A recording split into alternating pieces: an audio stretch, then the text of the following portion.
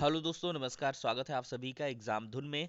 दोस्तों, इस वीडियो में हम बात करने वाले हैं विभिन्न भर्तियों से संबंधित तमाम लेटेस्ट अपडेट के बारे में जो समाचार पत्रों पर छाई हुई हैं और साथ ही साथ सोशल मीडिया प्लेटफॉर्म पर भी कायदे से इनका पूरी तरीके से प्रचार प्रसार चल रहा है।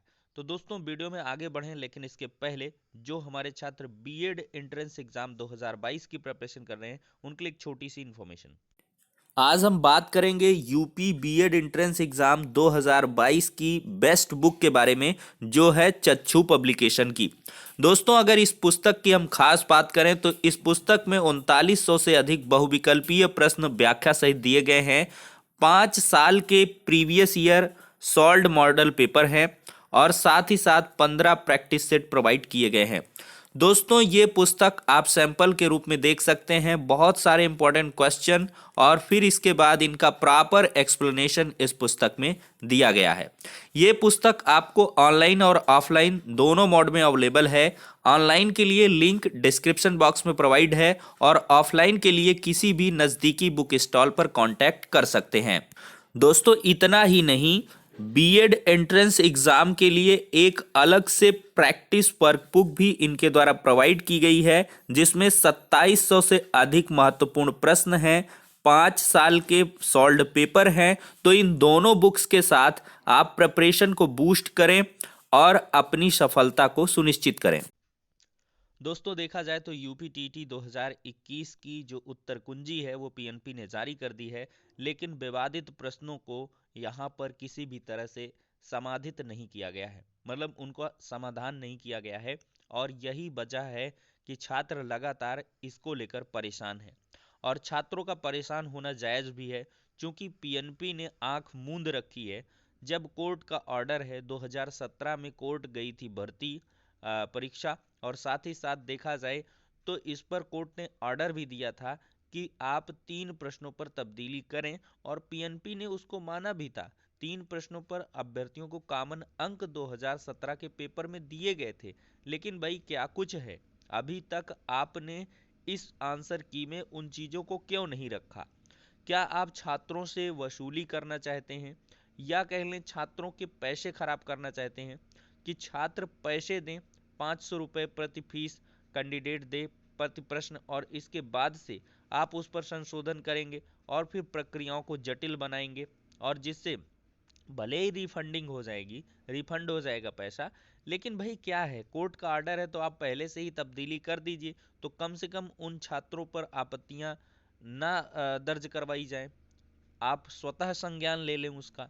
और पीएनपी सचिव साहब का खुद का स्टेटमेंट भी था समाचार पत्र में कि 3 प्रश्नों पर ही पीएनपी ने तब्दीली की थी, हाईकोर्ट का ऑर्डर था डबल बेंच का। और भाई, जब आंसर की जारी कर रहे हैं, हालांकि यहाँ पर ऐसा प्रतीत हो रहा है कि ऑब्जेक्शन होने के बाद से जब संशोधित उत्तर कुंजी जारी की जाएगी तो उसमें पीएनपी इन प्रश्नों को तब्दील करेगा, लेकिन अगर तब भी बदलाव नहीं होता, तब समझिए कि ये कोर्ट में ही मामला सुलझ पाएगा। तो यहाँ पर दोस्तों देख सकते हैं, कोर्ट पहुंचेंगे यूपी टीटी के उत्तर माला के 3 उत्तर। तो यहाँ पर सुजनन शास्त्र वाला एक क्वेश्चन है, एक मांसाहारी जीवाणु वाला क्वेश्चन है और आँख की किरकिरी वाला। तो ये 3 प्रश्न तो भाई कोर्ट जाने ही जाने हैं, क्योंकि 2017 का कोर्ट का ऑर्डर है, और जैसे ही इसमें याचिका फाइल होगी, अगर पीएनपी नहीं मानती है तो सीधे कोर्ट ऑर्डर कंप्लाइंस हो जाएगा, क्योंकि पहले ही ऑर्डर हो चुका है, और 3 अंक कामन मिल जाएंगे। तो मतलब जो भाई बॉर्डर लाइन में है और इन प्रश्नों में, और देखिए सबसे बड़ी और खास बात देखिए, आप अगर मांसाहारी जीवाणु में से कोई विकल्प चुने होगे तभी आपको 1 अंक मिलेगा। अगर यहाँ पर गाल्टन और क्रो एंड क्रो में आपने एक चुना होगा तभी आपको अंक मिलेगा। अगर कष्टदायी होना या अप्रिय होने में अगर एक ऑप्शन चुना है तभी आपको 3 अंक कामन मिलेंगे। अगर आपने इसके इतर कोई अन्य तीसरा या चौथा विकल्प चुना है तब आपको नहीं मिलेगा, आप गलत फहमी में हैं। ऐसा नहीं है, सबको मिलेगा। ठीक है, 2 विकल्पों में से किसी एक का चयन होना चाहिए। और कुल मिलाकर इंग्लिश में देखा जाए तो एक क्वेश्चन पूरा जीके जीएस का डाल दिया गया है, तो वो आउट ऑफ सिलेबस है भाई। आप इंग्लिश में जीके जीएस करंट अफेयर्स पूछने लग जाओ इंग्लिश में क्वेश्चन बना के, तो ये कौन सी बात होगी? पता नहीं कैसे, मतलब विवादित प्रश्नों को यहाँ पर जगह दे दी जाती है, और पता नहीं अधिकारी या कर्मचारी या विषय विशेषज्ञ क्या समझ के इन प्रश्नों को रखते हैं। कि इंग्लिश में आप जीके जीएस की, ये आउट ऑफ सिलेबस नहीं चला जाएगा, आप पैसेज से बना सकते थे क्वेश्चंस। इतनी समझ तो एक प्रतियोगी छात्र को होती है, और आप विषय विशेषज्ञ हैं, इसकी थोड़ी सी उम्मीद कम रहती है। अब दोस्तों देखा जाए तो सिर्फ इनको कामन अंक मिलेगा, मैंने बता दिया किनको मिलेगा। ये पीएनपी सचिव साहब का भी कहना है कि हम सभी को कॉमन अंक नहीं दे सकते। छात्रों ने यहाँ पर कल की डेट में मुलाकात भी की है, उन्होंने कहा है कि आपत्तियां करिए और उस पर जो विषय विशेषज्ञ हैं उनसे हम लोग जो है सलाह मशविरा करेंगे, और इसके बाद रिवाइज आंसर की का मौका देंगे और वो जारी करेंगे, और उसमें अवश्य ही अगर आपकी आपत्तियां सही पाई जाती हैं तो प्रश्नों में तब्दीली की जाएगी, उत्तरों में, सॉरी।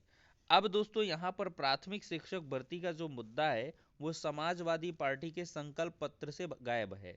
देख सकते हैं इसको लेकर छात्र काफी ज्यादा विरोध कर रहे हैं फेसबुक प्लेटफॉर्म पर। देखिए, शिक्षक भर्ती की हवा नहीं, क्योंकि नई सपा है, धन्यवाद शुक्रिया। तो यहाँ पर 300 यूनिट फ्री बिजली और तमाम सारी चीजें, नौजवानों को लैपटॉप, सांड के हमले पर मारे जाने पर 5 लाख की मदद, पुरानी पेंशन, यश भारती सम्मान, नगर भारती और तमाम प्रकार की चीजों को यहाँ पर कहा गया। लेकिन यहाँ पर नई प्राथमिक शिक्षक भर्ती का मुद्दा भुला दिया गया, तो इसी को लेकर छात्र लगातार विरोध कर रहे हैं।